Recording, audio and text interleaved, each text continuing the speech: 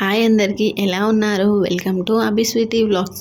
ఈరోజైతే నేను మీ అందరికీ ఎంతో టేస్టీ అయిన క్యాప్సికమ్ ఎగ్ కర్రీ ఎలా చేయాలో చూపించబోతున్నాను. దానికోసం అయితే ఒక కడాయి తీసుకొని అందులో కొంచెం ఆయిల్ అయితే వేసుకున్నాను. ఆయిల్ కొంచెం హీట్ అయిన తర్వాత అందులోనే మనం తాలింపు గింజలను అయితే వేసుకోవాలి. ఇక్కడ నేను కొంచెం జీలకర్రని అలాగే ఆవాలని పచ్చిశనగపప్పుని అయితే వేసుకున్నాను. ఇవి కొంచెం వేగాక అందులో కట్ చేసి పెట్టుకున్న 4 పచ్చిమిర్చిని అలాగే ఒక ఆనియన్ అయితే వేసుకుంటున్నాను. వీటిని అయితే మనం మంచిగా మగ్గనివ్వాలి. ఇలా ఆనియన్ మంచిగా మగ్గిన తర్వాత ఇందులోనే కొంచెం కరివేపాకు అనేది వేసుకోవాలి.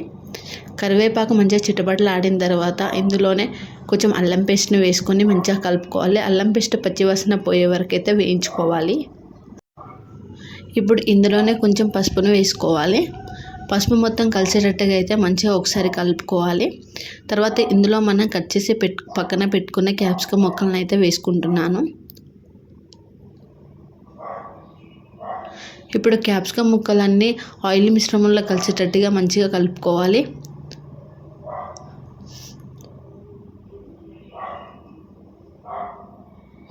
ఇలా మంచిగా కలుపుకున్న తర్వాత ఇందులోనే కొంచెం సాల్ట్ అనేది వేసుకోవాలి. సాల్ట్ వేయడం వల్ల మనకు క్యాప్సికమ్ అనేది త్వరగా ఉడికిపోతుంది.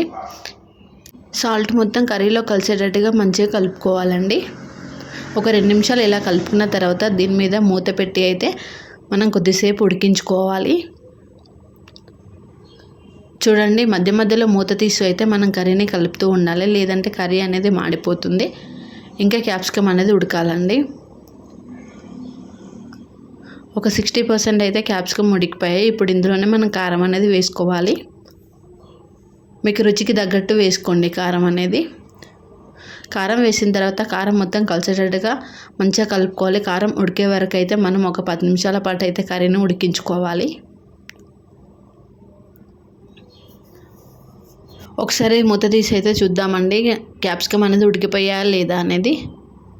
క్యాప్సికమ్ అయితే ఇంకొంచెం ఉడకాలండి, అందుకని నేను మూత పెట్టి అయితే మరొక 3 నిమిషాల పాటు అయితే ఉడికించుకుంటున్నాను.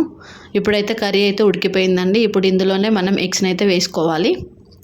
నేనైతే ఇక్కడ 4 ఎగ్స్ని అయితే తీసుకుంటున్నానండి.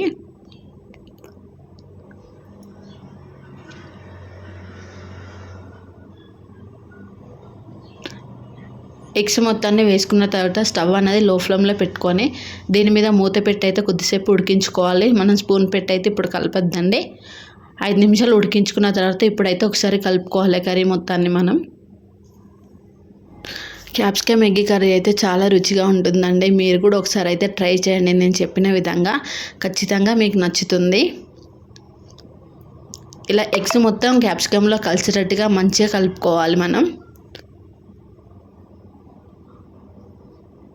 ఇప్పుడు ఇలా కలుపుకున్న తర్వాత దీని మీద మూత పెట్టి అయితే ఎగ్ ఉడికే వరకు అయితే మంచిగా ఉడికించుకోవాలండి. ఫ్రై లాగా కావాలి ఎగ్ అనేది.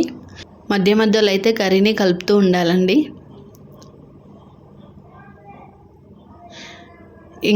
ఇంకొక 5 నిమిషాలు టైం పడుతుందండి. కర్రీ అయితే ఇంకా రెడీ అవ్వలేదు.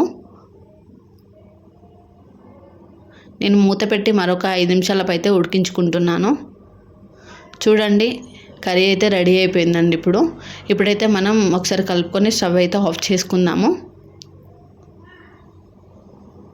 ఎంతో టేస్టీ అయిన ఎగ్ క్యాప్సికమ్ కర్రీ అయితే రెడీ అయిపోయిందండి.